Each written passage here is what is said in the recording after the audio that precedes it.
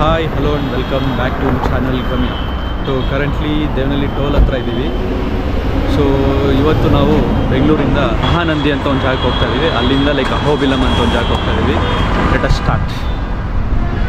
ಬ್ಯಾಂಗ್ಳೂರಿಂದ Google ಮ್ಯಾಪ್ಸಲ್ಲಿ ಮಹಾನಂದಿ ಅಂತ ನೀವು ಚೆಕ್ ಮಾಡಿದ್ರೆ ನಿಮಗೆ 3 ರೂಟ್ಸ್ ತೋರಿಸುತ್ತೆ ಗೂಗಲ್ಲು. ಇಟ್ಸ್ ಲೈಕ್ ಒಂದು ಕಡಪದಿಂದ, ಇನ್ನೊಂದು ಖದ್ರಿಯಿಂದ, ಇನ್ನೊಂದು ಅನಂತಪುರ್ ಗುತ್ತಿಯಿಂದ ಹೋಗೋ ಥರ. ನಾವು ಅನಂತಪುರ್ ಮತ್ತು ಗುತ್ತಿ ಮೇಲೆ ಹೋಗೋ ರೂಟ್ನ ಚೂಸ್ ಮಾಡಿದ್ವಿ. ಇಟ್ಸ್ ಲೈಕ್ ಅರೌಂಡ್ 400+ ಕಿಲೋಮೀಟರ್ಸ್ ಬರುತ್ತೆ. ಬಟ್ ನಾವು ಎಂಟೈರ್ ಸ್ಟ್ರೆಚ್ನ ಕವರ್ ಮಾಡಲ್ಲ, because it will be like 8 hours 30 minutes ತೋರಿಸ್ತಾ ಇದೆ. ಆ್ಯಂಡ್ ಮಹಾನದಿಲಿ ತುಂಬ ಆಪ್ಷನ್ಸ್ ಇಲ್ಲ ಸ್ಟೇ ಮಾಡೋದಕ್ಕೆ. ಸೊ ನಾವು ನಂದ್ಯಾಲ ಅಂತ ಒಂದು ಜಾಗದಲ್ಲಿ ಬ್ರೇಕ್ ಮಾಡ್ತೀವಿ. ನಂದ್ಯಾಲ ರೀಚ್ ಆಗೋಷ್ಟರಲ್ಲಿ it will be like 400 kilometres. ನಾವು ಬೆಂಗಳೂರಿಂದ ಹೊರಟಾಗ it was like 5 o'clock, like ಒಂದು dinner break. And by the time we reach Nandyal definitely it will be like 1:30 or by 2, depend upon like our driving skills and all. So ಹಿಂಗಿದೆ situation. In case ನೀವು ಬಸ್ಸಲ್ಲಿ travel ಮಾಡೋದಾದರೆ ಮಹಾನಂದಿಗೆ direct train ಆಗಲಿ bus ಆಗಲಿ facility ಇಲ್ಲ. So ನೀವು ನಂದ್ಯಾಲಗೆ ಬರಬೇಕು. ನಂದ್ಯಾಲಿಂದ like you can connect through auto or through bus to Mahanandi. Time ಈಗ 9 o'clock 2 minutes ಆಗಿದೆ. ಮರೂರ್ ಟೋಲ್ ಪ್ಲಾಜಾನ ರೀಚ್ ಆಗಿದ್ದೀವಿ. ಇಲ್ಲಿಂದ ನಂದ್ಯಾಲ ಇನ್ನು ಅರೌಂಡ್ 208 ಕಿಲೋಮೀಟರ್ಸ್ ಇದೆ. 3 hours 40 minutes ತೋರಿಸ್ತಾ ಇದೆ. ಒಂದು ಡಿನ್ನರ್ ಬ್ರೇಕು ಕೂಡ ಬಾಕಿ ಇದೆ ನಮ್ಮದು. ಗುತ್ತಿ ಬೈಪಾಸ್ ಹತ್ರ ಇದು ದಶ್ಮೇಶ್ ಪಂಜಾಬಿ ಧಾಬಾ ಅಂತ, ಈ ಧಾಬಾ ಅಲ್ಲಿ ಬ್ರೇಕ್ ಮಾಡಿದ್ವಿ ಡಿನ್ನರ್ಗಾಗಿ. ಸೊ ಡಿನ್ನರ್ ಮುಗೀತು, ಇಲ್ಲಿಂದ ಹೊರಟಿದ್ದೀವಿ. ಚೆನ್ನಾಗೇ ಇದೆ. ಇದು ಆ್ಯಕ್ಚುಲಿ ಮೇನ್ ರೋಡಿಂದ ಸ್ವಲ್ಪ ಒಳಗಡೆ ಟುವರ್ಡ್ಸ್ ಮಂತ್ರಾಲಯ ಹೋಗೋದಕ್ಕೆ ಕನೆಕ್ಟ್ ಆಗುತ್ತೆ ಈ ರೋಡು. ಇಲ್ಲಿರೋದು ಧಾಬಾ. ಇರೋ ಆಪ್ಷನ್ಸಲ್ಲಿ ಲೈಕ್ ದಿಸ್ ವಾಸ್ ಬೆಸ್ಟ್, ಅದಕ್ಕೆ ಇದನ್ನು ಚೂಸ್ ಮಾಡಿದೆ. ಟೈಮ್ ಈಗ 11:07 minutes ಆಗಿದೆ. ಇನ್ನು 2 hours 23 minutes ಬೇಕು. Like by the time we reach it will be 1:30. NH 44ಇಂದ ಡೈವರ್ಷನ್ ತೊಗೊತಾ ಇದ್ದೀವಿ. And we are connecting to NH 340B. ಇದು ಈ ಜಾಗ ಡೋನ್ ಅಂತ ಈ ಜಾಗ ಹೆಸರು. ಇಲ್ಲಿಂದ ಸೋಮಯಾಜುಲಪಲ್ಲಿ ಅನ್ನೋರ್ಗೂ ಈ ರೋಡಲ್ಲಿ ಟ್ರಾವೆಲ್ ಮಾಡ್ತೀವಿ. ಆಮೇಲೆ we will connect to NH 40. ಅಲ್ಲೆಲ್ಲೋ ಸ್ಟಾರ್ಟ್ ಆಗಿದ್ದು ಮಳೆ ಇನ್ನೂ ಬರ್ತಾನೆ ಇದೆ, ನಿಲ್ತಾನೆ ಇಲ್ಲ. ತುಂಬ ದೂರ ಬಂದಿದ್ದೀವಿ, ಆದರೂ ಮಳೆ ಅಂತೂ ನಿಲ್ತಾ ಇಲ್ಲ. ಹಿಂಗೆ ಕಂಟಿನ್ಯೂ ಆದರೆ, ನಾಳೆನೂ ಹಿಂಗೆ ಕಂಟಿನ್ಯೂ ಆದರೆ ನಮಗೆ ಡೆಫಿನೆಟ್ಲಿ ಕಷ್ಟ ಆಗುತ್ತೆ. ಏನಕ್ಕೆ ಕಷ್ಟ ಆಗುತ್ತೆ ಅಂತ ಹೇಳ್ತಿದ್ದೀನಿ ಅಂತ ನಿಮಗೆ ಈ ವಿಡಿಯೋ ಫುಲ್ಲಾಗಿ ನೋಡಿದ್ರೆ ಗೊತ್ತಾಗುತ್ತೆ. Keep watching. ಓಕೆ, ನಂದ್ಯಾಲನ ರೀಚ್ ಆಗಿದ್ದೀವಿ. 90 ಕಿಲೋಮೀಟರ್ಸ್ ಹಿಂದೆಗಡೆಯಿಂದನೂ ಮಳೆ ಬರ್ತಾನೆ ಇದೆ, ಈಗಲೂ ಬರ್ತಾನೆ ಇದೆ. ನಂದ್ಯಾಲದಲ್ಲಿ ನಾವು ಈ ಹೋಟೆಲ್ ಚಾಣಕ್ಯನ ರಿಸರ್ವ್ ಮಾಡಿದ್ವಿ ಥ್ರೂ MMT. ನೋಡಲಿಕ್ಕೆ ಚೆನ್ನಾಗೇ ಇದೆ. And for 3 people it costed us like 1800 rupees. MMTಲಿ ಬೇರೆ ಏನು ಆಪ್ಷನ್ ತೋರಿಸುತ್ತೆ ಈ ಊರಲ್ಲಿ, ಅದು ಕಂಪೇರ್ ಮಾಡಿದ್ರೆ ಇದು ಚೀಪಲ್ಲೇ ಬೆಸ್ಟ್ ಆಪ್ಷನ್ ಅಂತ ಹೇಳ್ಬೋದು. So you can also prefer when you are like travelling this side. Welcome back. ಎದ್ದು ರೆಡಿ ಆಗೋಷ್ಟರಲ್ಲೇ ಆಲ್ರೆಡಿ ಬೆಳಕಾಗೋಗಿದೆ. ಟೈಮ್ ಈಗ 9 ಗಂಟೆ. ರಾತ್ರಿ ಇಡೀ ಮಳೆ ಬಿದ್ದಿದೆ, ಬಟ್ ಸೆಕೆ ಬರ್ತಿದೆ, ಅಷ್ಟು ಧಗೆ ಇದೆ ಇಲ್ಲಿ. ಸೊ ಇಲ್ಲಿಂದ ನೆಕ್ಸ್ಟ್ ನಾವಿವಾಗ ಮಹಾನಂದಿಗೆ ಹೋಗ್ತಿದ್ದೀವಿ. ಮಹಾನಂದಿ ನೋಡಿ ನೆಕ್ಸ್ಟ್ ಮಿಕ್ಕಿದ ಜಾಗಗಳ ಬಗ್ಗೆ ನಿಮಗೆ ಅಪ್ಡೇಟ್ ಕೊಡ್ತೀನಿ. Follow with us. ಪ್ಯಾಕ್ ಮಾಡಿಕೊಂಡು ಕೆಳಗಡೆ ಬಂದಿದ್ದೀನಿ ಹೊರಡೋದಕ್ಕೆ. ಸೊ ಬಾಯ್ಸ್ ಕೂಡ ಬಂದರು. ರೆಡಿನಾ? ಹೊರಡೋಣ? ಇಲ್ಲಿಂದ ಮಹಾನಂದಿ 18 ಕಿಲೋಮೀಟರ್ಸ್ ಇದೆ. 32 minutesವರೆಗೂ ಟೈಮ್ ತೊಗೊಳುತ್ತೆ. ಬಟ್ ಒಂದು ಸ್ಮಾಲ್ ಬ್ರೇಕ್ ತೊಗೋಬೇಕು, ಯಾಕಂದರೆ ಬ್ರೇಕ್ಫಾಸ್ಟ್ ಇನ್ನೂ ಮಾಡಿಲ್ಲ. ಅದು ಮಾಡಿಕೊಂಡು ಕಂಟಿನ್ಯೂ ಮಾಡ್ತೀವಿ. ಟೈಮ್ ಈಗ 9:30 ಆಗಿದೆ. ಬ್ರೇಕ್ಫಾಸ್ಟ್ ಮಾಡೋಕ್ಕೆ ಅಂತ ನಿಲ್ಲಿಸಿದ್ದೀವಿ ಇಲ್ಲಿ ಒಂದು ದೇಶಿ ಲೋಕಲ್ ಹೋಟೆಲ್. ಇಲ್ಲೆಲ್ಲ ನಿಮಗೆ ಹೋಟೆಲ್ಗಳು ನೋಡ್ಲಿಕ್ಕೆ ಹಿಂಗೆ ಸಿಗುತ್ತೆ. ನಮ್ಮ ಥರ ಉಡುಪಿ ಗ್ರ್ಯಾಂಡ್ ಅಥವಾ ಉಡುಪಿ ಉಪಚಾರ್ ಆ ಥರ ಸಿಗೋಲ್ಲ. ಟೇಸ್ಟ್ ಮತ್ತು ಎಕ್ಸ್ಪೀರಿಯನ್ಸ್ ಹೇಗಿತ್ತು ಅಂತ ಹೇಳ್ತೀನಿ. ಇದು ಕಡೆದು ಫೇಮಸ್ ಕಾರಮ್ ದೋಸೆ ಮತ್ತು ಉಗ್ಗಾಣಿ ವಿತ್ ಬಜ್ಜಿನ ಆರ್ಡ್ರ್ ಮಾಡಿದ್ದೀನಿ. ಕೆಂಪು ಖಾರ ಮತ್ತು ಪುಡಿ ಫೈರ್ ಆಗ್ತಿದೆ ಒಳಗಡೆ. ಇವಾಗ ಖಾರ ಹೈಯರ್. ಬ್ರೇಕ್ಫಾಸ್ಟ್ ಮುಗಿಸ್ಕೊಂಡು ಹೊರಟಿದ್ದೀವಿ. ಮಹಾನಂದಿ 10 ಕಿಲೋಮೀಟರ್ಸ್ ಇದೆ ಇಲ್ಲಿಂದ. ಸೊ ಬೈ ದ ಟೈಮ್ ನಾವು ಮಹಾನಂದಿ ರೀಚ್ ಆಗೋಷ್ಟರಲ್ಲೇ ಇದು 10:30 ಆಗುತ್ತೆ. ಮೋಡ ಕವಿದ ವಾತಾವರಣ ಇದೆ. ಮಳೆ ಅಟ್ ಎನಿ ಮೂಮೆಂಟ್ ಬರ್ಬೋದು. ಹೋಪ್ಫುಲಿ ಬರ್ದಿರೋದ್ರೆ ಚೆನ್ನಾಗಿರುತ್ತೆ. ನನಗೆ ಮಹಾನಂದಿಲಿ ಮಳೆ ಬಿದ್ದರೆ ಅಷ್ಟು ಪ್ರಾಬ್ಲಮ್ ಕ್ರಿಯೇಟ್ ಮಾಡಲ್ಲ. ಅಹೋಬಿಲಮಲ್ಲಿ ಮಳೆ ಬಿದ್ದರೆ ಪ್ರಾಬ್ಲಮ್ ಕ್ರಿಯೇಟ್ ಮಾಡುತ್ತೆ. ಬಿಕಾಸ್ ನಾವು ನೆಕ್ಸ್ಟ್ ಹೋಗ್ಬೇಕಾಗಿರೋ ಜಾಗ ಅದು ಏನು ಪ್ರಾಬ್ಲಮ್ ಕ್ರಿಯೇಟ್ ಮಾಡುತ್ತೆ ಅಂತ ನಿಮ್ಗೆ ಅರ್ಥ ಆಗಬೇಕು ಅಂದರೆ ಈ ವಿಡಿಯೋನ ಫುಲ್ಲಾಗಿ ನೋಡಿ. ನಿನ್ನೆ ರಾತ್ರಿ ಮಳೆ ಬಿದ್ದಿರೋ ಎಫೆಕ್ಟ್ ನೋಡಿ ಹೆಂಗಿದೆ ಅಂತ. ಇರೋ ಕೆರೆ ಒಂದು ಓವರ್ಫ್ಲೋ ಆಗ್ತಾ ಇದೆ. ವಾಟರ್ ಕ್ರಾಸ್ ಮಾಡ್ಕೊಂಡು ಹೋಗ್ಬೇಕು ಇವಾಗ. ಅಷ್ಟೇನು ಡೆಪ್ತ್ ಇಲ್ಲ ಇದು. ಮೇ ಬಿ 1.5 ಫೀಟ್ ಇರ್ಬೋದೇನೋ ಅಷ್ಟೇ. ನಿಮಗೆ ಫಸ್ಟ್ ಗ್ಲಿಂಪ್ ಸಿಗ್ತಾ ಇದೆ ಮಹಾನಂದಿದು. ಸೊ ಹಿಂದೆಗಡೆ ಬ್ಯಾಕ್ಗ್ರಾಫಲ್ಲಿ ಏನು ಹಿಲ್ಸ್ ಇದೆ ಅದು Nallamala forest. So temple location reach ಆಗಿದ್ದೀವಿ. ಇದೊಂದು 10th ಸೆಂಚುರಿ ಟೆಂಪಲ್ ಮಹಾನಂದಿ ಈ ಜಾಗದ ಹೆಸರು. ಒಳಗಡೆ ಅದರದ್ದು ವಿಶೇಷತೆಗಳೇನಿದೆ ಅದನ್ನ ತಿಳ್ಕೊಳ್ಳೋಣ. ದೇವಸ್ಥಾನದ ಎದುರುಗಡೆನೆ ನಂದಿ ಸ್ಟ್ಯಾಚು ಒಂದಿದೆ. ಈ ಜಾಗಕ್ಕೂ ಈ ನಂದಿಗೂ ಒಂದು ಸಂಬಂಧ ಇದೆ. ವೆಯ್ಟ್ ಮಾಡಿ ಗೊತ್ತಾಗುತ್ತೆ. ಇಲ್ಲಿ ಟೋಟಲ್ ಆಗಿ 9 ನಂದೀಶ್ವರ ದೇವಸ್ಥಾನಗಳಿದೆ. ಅದಕ್ಕೆ ಇದನ್ನು ನವನಂದುಲು ಅಂತ ಕರೀತಾರೆ. ಕರೆಂಟ್ಲಿ ನಾವು ಮಹಾನಂದಿ ಜಾಗದಲ್ಲಿದ್ದೀವಿ. ಇಲ್ಲಿ ಶಿವನ್ ವಿಗ್ರಹ ಇಲ್ಲಿದೆ ನೋಡಿ. ಅದು ರೆಗ್ಯುಲರ್ ಶಿವನ್ ವಿಗ್ರಹ ಥರ ಕಾಣಿಸ್ತಿಲ್ಲ. ಯಾಕೆಂದರೆ ಇಲ್ಲಿರೋ ಶಿವ ಬಂದು ಸ್ವಯಂ ವ್ಯಕ್ತ ಮೂರ್ತಿ. ಹಾಗಾಗಿ ನಿಮಗೆ ರೆಗ್ಯುಲರ್ ಲಿಂಗಾಕಾರದಲ್ಲಿ ಶಿವನ ನೋಡ್ಲಿಕ್ಕೆ ಸಿಗಲ್ಲ. ಇದರ ಬ್ಯಾಕ್ ಸ್ಟೋರಿನೂ ಇದೆ, ನಾನು ನಿಮಗೆ ಮುಂದೆ ತಿಳಿಸ್ತೀನಿ. ಸೊ ದೇವಸ್ಥಾನದ ರೈಟ್ ಭಾಗದಲ್ಲಿ ಇಲ್ಲಿ ನಿಮ್ಗೆ ಕಾಣಿಸ್ತದೆ. ಸೊ ಈ ರೈಟ್ ಭಾಗದಲ್ಲಿ ನೀವು ಬಂದರೆ ನೀವು ದರ್ಶನ ಟಿಕೆಟು ಮತ್ತು ಸ್ಪರ್ಶ ದರ್ಶನ ಟಿಕೆಟು ತೊಗೋಬೋದು. ಸ್ಪರ್ಶ ದರ್ಶನ ಬಂದು 150 ರುಪೀಸು. ಸೊ ಆ ಟಿಕೆಟ್ ತೊಗೊಂಡಿದ್ದೀವಿ. ನಾವು ಒಳಗಡೆ ಹೋಗ್ತಾ ಇದ್ದೀವಿ. ಶಿಲಾದ ಮಹರ್ಷಿಗಳು ಈ ಜಾಗದಲ್ಲಿ ತಪಸ್ ಮಾಡಿದ್ರಂತೆ ಸಂತಾನ ಭಾಗ್ಯಕ್ಕಾಗಿ. ಶಿವ ಪ್ರತ್ಯಕ್ಷ ಆಗಿ ವರ ಕೊಟ್ಟರು. ಅವರಿಗೆ ನಂದನುಡು ಅಂತ ಹೆಸರಿಟ್ರು. ನಂದನುಡು ಕೂಡ ಶಿವನ ಅನುಗ್ರಹಕ್ಕಾಗಿ ಘೋರ ತಪಸ್ ಮಾಡ್ತಾನೆ. ಶಿವ ಪ್ರತ್ಯಕ್ಷ ಆಗಿ ಏನಪ್ಪ ಏನ್ ಕತೆ ಅಂತ ಕೇಳಿದಾಗ ನನ್ನ ನೀವು ವಾಹನವಾಗಿ ಇಟ್ಕೊಳ್ಳಿ ಅಂತ ಕೇಳ್ತಾನೆ. ಆಗ ಶಿವ ಒಪ್ಕೊಂಡು ಈ ಜಾಗದಲ್ಲಿ ಸ್ವಯಂಭೂವಾಗಿ ವ್ಯಕ್ತಪಡಿಸ್ಕೊಂತಾರೆ. ಇದು ಈ ಕ್ಷೇತ್ರದ ಬ್ಯಾಕ್ ಸ್ಟೋರಿ. ದರ್ಶನ ಮುಗಿಸ್ಕೊಂಡು ಜಸ್ಟ್ ಆಚೆ ಕಡೆ ಬಂದ್ವಿ. ಸೊ ಕ್ಯಾಮ್ರಾ ಏನಪ್ಪ ಅಂದರೆ ಹೊರಡೆ ಬಿಡಲ್ಲ, ಕ್ಯಾಮ್ರಾ ಮತ್ತು ಮೊಬೈಲ್ನ. ಬಟ್ ಟೆಂಪಲ್ ಮಾತ್ರ ತುಂಬ ಚೆನ್ನಾಗಿದೆ ಒಳಗಡೆ.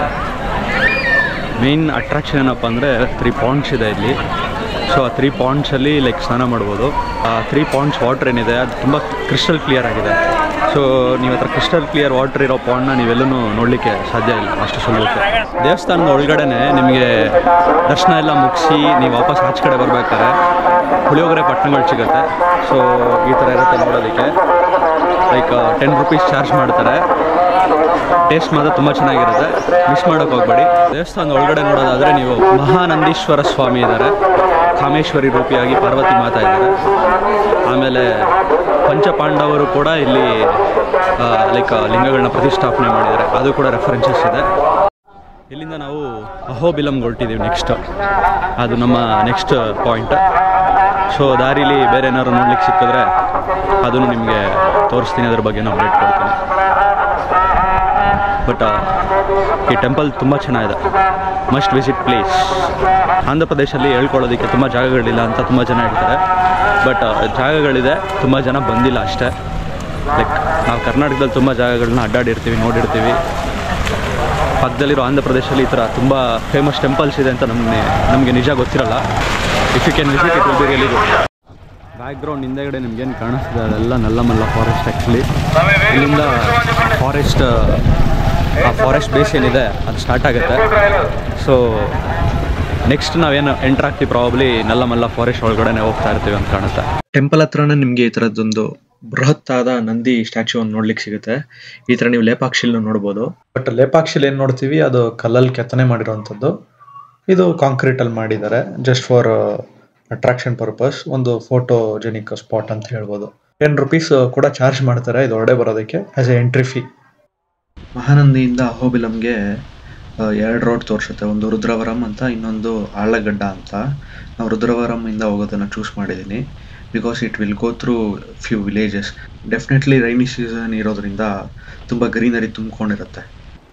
ಇನ್ನೊಂದು ವಾಟರ್ ಕ್ರಾಸಿಂಗ್ನ ಫೇಸ್ ಮಾಡ್ತಾ ಇದ್ದೀವಿ. ಬೆಳಗ್ಗೆಗಿಂತ ಇದು ಡೆಪ್ತ್ ಇದೆ ಆ್ಯಕ್ಚುಲಿ. ಬೆಳಗ್ಗೆ 1-1.5 ಅಡಿ ಬಂದಿದ್ರೆ ಹೆಚ್ಚು, ಇದು 2-2.5 ಫೀಟ್ವರೆಗೂ ಬಂತು ಆಲ್ಮೋಸ್ಟ್. ಓಕೆ, ಮುಂದಕ್ಕೆ ಹೋಗೋಣ. ಏನ್ರಿ ವ್ಯೂ ಇದು, ಅಷ್ಟು ಸೂಪರ್ ಆಗಿದೆ. ಕಣ್ಣು ನೋಡೋಷ್ಟು ದೂರನೂ ಫುಲ್ ಪ್ಯಾಡಿ ಫೀಲ್ಡ್ಸಿಂದ ತುಂಬಿಕೊಂಡಿದೆ ಅಷ್ಟೇ. ಸಕ್ಕತ್ತಾಗಿದೆ ಲೊಕೇಶನ್ನು. ಆಂಧ್ರ ಪ್ರದೇಶನ ರೈಸ್ ಬೌಲ್ ಆಫ್ ಇಂಡಿಯಾ ಅಂತ ಕರೀತಾರೆ. ಏನಕ್ಕೆ ಅಂತ ಸ್ವಲ್ಪ ಇವಾಗ ಅರ್ಥ ಆಗ್ತದೆ ನನಗೆ. ಬೆಳಗ್ಗೆಯಿಂದ ನಾನು ಅಹೋಬಿಲಮಲ್ಲಿ ಮಳೆ ಬಂದರೆ ಕಷ್ಟ ಆಗುತ್ತೆ ಅಂತ ಹೇಳ್ತಾ ಇದ್ದೆ.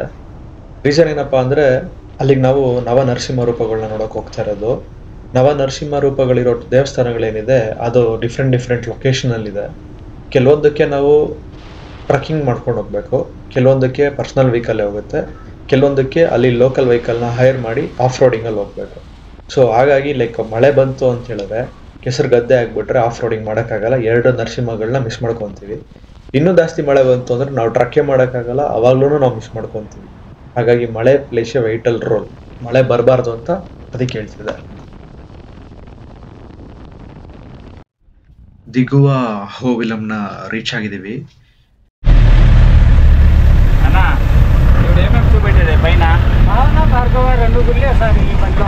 రెండు గుడ్లన్నా ఏదేదన్నా అది? భావన భార్గవ్. ఎంత దూరం పోవాలన్నా ఇప్పుడు? 22 కిలోమీటర్ సార్. 22 కిలోమీటర్ మళ్ళీ రిటర్న్ 4 ಗಂಟೆ ಟೈಮ್. ಓಕೆ. ಏನಿದು ಸಡನ್ನಾಗಿ ಗಾಡಿ ಚೇಂಜ್ ಆಗೋಯ್ತು ಅಂತ ಅನ್ಕೋಬೇಡಿ. ರೆಕಾರ್ಡ್ ಮಾಡೋಕ್ಕೆ ಗ್ಯಾಪ್ ಸಿಗಲಿಲ್ಲ ಅಷ್ಟೇ. ಕರೆಂಟ್ಲಿ ನಾವು ಪಾವನ ನರಸಿಂಹ ಕಡೆಗೆ ಹೊರಟಿದ್ದೀವಿ. ಪಾವನ ನರಸಿಂಹ ಬಂದು ದಿಗುವ ಅಹೋಬಿಲಮಿಂದ 22 ಕಿಲೋಮೀಟರ್ಸ್ ಆಗುತ್ತೆ. ಅದರಲ್ಲಿ 15 ಕಿಲೋಮೀಟರ್ಸು ಆಫ್ ರೋಡ್ ಟ್ರಯಲ್ ಇರುತ್ತೆ. ಆ್ಯಕ್ಚುಲಿ ಇದೇನಪ್ಪ ಅಂದರೆ 3 ಗಂಟೆಗೆ ಎಂಟ್ರಿನ ಕ್ಲೋಸ್ ಮಾಡಿಬಿಡ್ತಾರೆ. ಇರೋ 9 ನರಸಿಂಹಗಳಲ್ಲಿ ಈ 2 ನರಸಿಂಹಕ್ಕೆ ಮಾತ್ರ ಈ ಥರ ನೀವು ಆಫ್ ರೋಡ್ ಮಾಡಬೇಕಾಗಿ ಬರುತ್ತೆ. ಪರ್ಸ್ನಲ್ ವೆಹಿಕಲ್ಸ್ನ ಅಲೋ ಮಾಡಲ್ಲ, ಈ ಥರ ಜೀಪಲ್ಲೇ ಹೋಗ್ಬೇಕಾಗಿ ಬರುತ್ತೆ. ಸೊ ಜೀಪ್ ಅವ್ರು ಲೈಕ್ 3,500 ಆ ಥರ ಚಾರ್ಜ್ ಮಾಡ್ತಾರೆ ನಿಮಗೆ. ಕಾಣಿಸ್ತಿದೆಯಾ ರೋಡ್ ಕಂಡೀಷನ್ ಹೇಗಿದೆ ಅಂತ? ಹಾಗಾಗಿ ನಾನು ಬೆಳಗ್ಗೆಯಿಂದ ಹೇಳ್ತಿದ್ದು ಮಳೆ ಬರಬಾರ್ದು ಅಂತ. ಇಮ್ಯಾಜಿನ್ ಇವಾಗ ಮಳೆ ಬರ್ತಿದ್ರೆ ಇವರು ಕರ್ಕೊಂಡು ಹೋಗ್ತಿರ್ಲಿಲ್ಲ.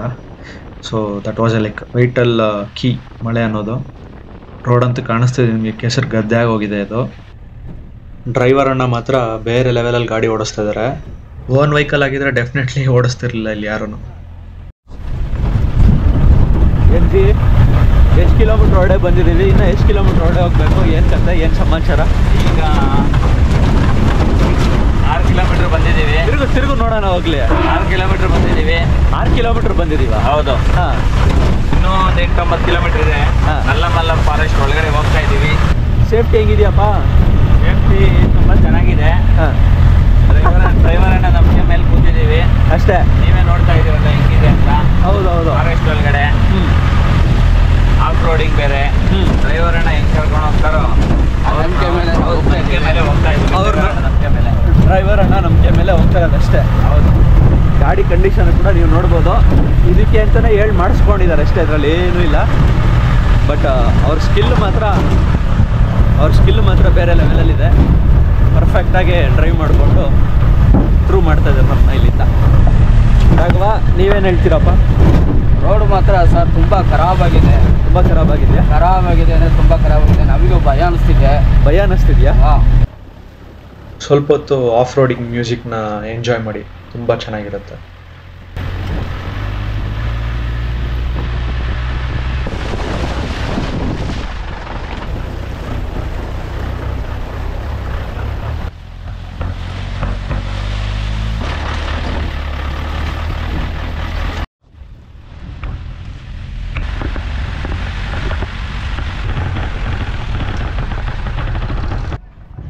ಫೈನಲಿ ಪಾವನ ನರಸಿಂಹ ಟೆಂಪಲ್ ರೀಚ್ ಆಗಿದ್ದೀವಿ. ಪಾವನ ಅಂದ್ರೇ ಪ್ಯೂರಿಫೈಯರ್ ಅಂತ ಅರ್ಥ. ಸೊ ಈ ದೇವಸ್ಥಾನನ ನೀವು ವಿಸಿಟ್ ಮಾಡಿದ್ರೆ ಬುಧ ಗ್ರಹ ಸಂಬಂಧಪಟ್ಟಿದ್ದು ಏನಾದ್ರು ದೋಷಗಳಿದ್ರೆ ಅದು ನಿವಾರಣೆ ಆಗುತ್ತೆ ಅಂತ ಒಂದು ಸ್ಥಳ ಪುರಾಣ ಇದೆ. ಒಳಗಡೆ ರೆಕಾರ್ಡ್ ಮಾಡ್ಲಿಕ್ಕೆ ಬಿಡಲ್ಲ, ಇಲ್ಲಿಂದಾನೇ ನೀವು ಒಂದು ನಮಸ್ಕಾರ ಮಾಡ್ಕೊಳ್ಳಿ. ಪಾವನ ನರಸಿಂಹ ಸ್ವಾಮಿ ಮತ್ತು ಚೆಂಚುಲಕ್ಷ್ಮಿ ಅಮ್ಮವಾರನ್ನ ನೋಡಿಕೊಂಡು ಇಲ್ಲಿಂದ ಹೊರಟಿದ್ದೀವಿ. ವಾಪಸ್ ನಾವು ಮೇನ್ ರೋಡ್ ಸೇರಬೇಕು. ತದನಂತರ ನಾವು ಭಾರ್ಗವ ನರಸಿಂಹ ಟೆಂಪಲ್ಗೆ ಹೋಗ್ಬೋದು. ಆಫ್ ರೋಡ್ ಟ್ರಯಲಲ್ಲೇ ಇದ್ದೀವಿ. 15 ಕಿಲೋಮೀಟರ್ಸ್ ಹೋಗಿದ್ದು, 15 ಕಿಲೋಮೀಟರ್ಸ್ ರಿಟರ್ನ್ ಅದೇ ರಸ್ತೆಯಲ್ಲೇ ಬರ್ತಾ ಇದ್ದೀವಿ. ಭಯಂಕರ ಆಫ್ ರೋಡಿಂಗ್ ಇದಂತೂ. ಗಾಡಿದು ಗಾಡಿ ಸ್ಪೇರ್ ಪಾರ್ಟ್ಸ್ ಅಂತೂ ಏನಿದೆಯೋ ಏನಿಲ್ಲೋ ಗೊತ್ತಿಲ್ಲ. ನಮ್ಮ ಸ್ಪೇರ್ ಪಾರ್ಟ್ಸ್ ಉದ್ರೋಗ್ದಿರಿ ಅಂದರೆ ಸಾಕು ಇವಾಗ. ಹಂಗಿದೆ ಕತೆ. ಏನಪ್ಪ ಏನು ಕತೆನಪ್ಪ ನಿಂದು? ಜಿಮ್ಗೆ ಹೋಗೋದೇನು ಬೇಡ. ಹಾಂ, ಈ ರೋಡಲ್ಲಿ ಡೈಲಿ ಬೆಳಿಗ್ಗೆ ಒಂದ್ಸರಿ ಸಾಯಂಕಾಲ ಒಂದ್ಸರಿ ಇದೇ ಗಾಡಿಯಲ್ಲಿ 70 ಮಾಡಿದ್ರೆ ಹಾಂ, ಹೊಟ್ಟೆ ಕರಗೋದು, ಸಣ್ಣ ಆಗೋದು, ಹಾಂ, ಮೈಕೈ ನೋವು ಎಲ್ಲ ಹೋಗ್ಬಿಡುತ್ತೆ. ಆ ಥರ ಇದೆ ರೋಡು. ಎಲ್ಲ ರೀತಿಯ ವೈಬ್ರೇಷನ್ಸು ಇಲ್ಲ ಆಗ್ಬಿಡುತ್ತೆ. ಎಲ್ಲ ರೀತಿಯ ವೈಬ್ರೇಷನ್ ಆಗ್ಬಿಡುತ್ತೆ. ಆ ಥರ ಇದೆ ತುಂಬ ಗುಣಿಗಳು. ಯಾವ ಹಳ್ಳದಲ್ಲಿ ಇಳಿಸ್ತಿದ್ದಾರೆ, ಯಾವ ಹಳ್ಳದಲ್ಲಿ ಹತ್ತಿಸ್ತಿದ್ದಾರೆ. ಗಾಡಿ ಮೇಲೆ ನೋಡಿ, ನಾವು ಮಾತಾಡ್ತಿದ್ರೇ ಅದೆಲ್ಲ ಕುತ್ತಲಾಗಿ ಹೋಗ್ತಿದೆ ಒಳಗಡೆ ಗಾಡೀಲಿ. ಗಾಡಿ ಮೇಲ್ಗಡೆ 3 ಅಡಿ ಎದ್ಬಿಟ್ಟು ಮತ್ತೆ ಕುತ್ಕೊಳ್ಳುತ್ತೆ. ಆ ಥರ ಇದೆ. ತುಂಬ ಕ್ರಿಟಿಕಲ್ ರೋಡ್. ಹೌದು. ಸೊ ಭಾರ್ಗವ ನರಸಿಂಹ ಕಡೆಗೆ ಇವಾಗ ಕರ್ಕೊಂಡು ಹೋಗ್ತೀನಿ ಅಂತ ಹೇಳಿದ್ದಾರೆ. ಟೈಮ್ ಈಗ ಆಲ್ರೆಡಿ 5:15 ಆಗಿದೆ. ಮೈನ್ ರೋಡ್ ಮುಟ್ಟಕ್ಕೇನೆ ಮಿನಿಮಮ್ 40 ಮಿನಿಟ್ಸ್ 45 ಮಿನಿಟ್ಸ್ ಬೇಕು ಅಂತ ಹೇಳ್ತಿದ್ದಾರೆ.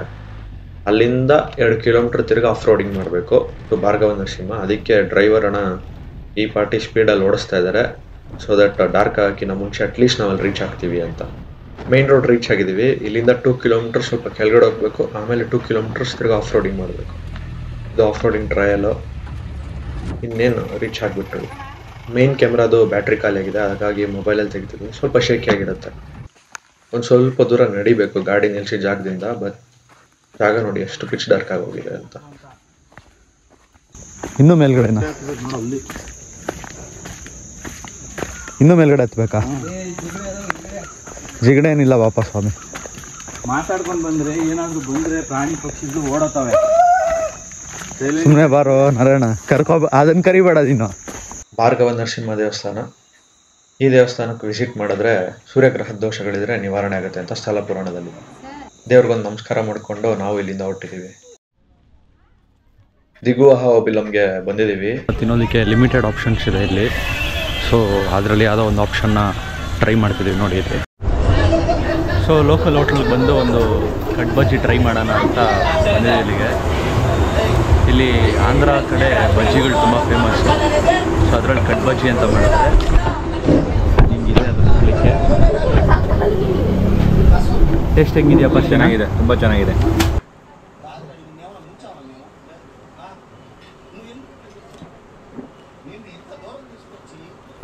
ನೆಕ್ಸ್ಟ್ ಆರ್ಡರ್ ಮಾಡಿದ ಐಟಮ್ಮೇ ಉತ್ತಪ್ಪಮ್ ಅಂತ. ಈ ಥರ ಇದೆ ಇದು.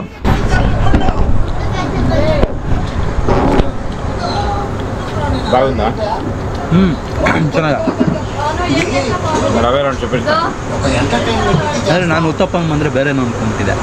ಆನಿಯನ್ ದೋಸೆನೇ, ರೆಗ್ಯುಲರ್ ದೋಸೆನೇ. ಆನಿಯನ್ ಹಾಕಿ ಅದ್ರ ಮೇಲೆ ಒಂದು ಲೇಯರು, ಅದ್ರ ಮೇಲೆ ಒಂದು ಕೆಂಪು ಚಟ್ನಿ ಹಾಕಿ ಪುಡಿ ಉದುರಿಸ್ಬಿಟ್ಟು ಕೊಟ್ಟಿದ್ದಾರೆ. ಸರಿ, ಇನ್ನೊಂದು ಬೈಟ್ ಒಳ್ಳೆ.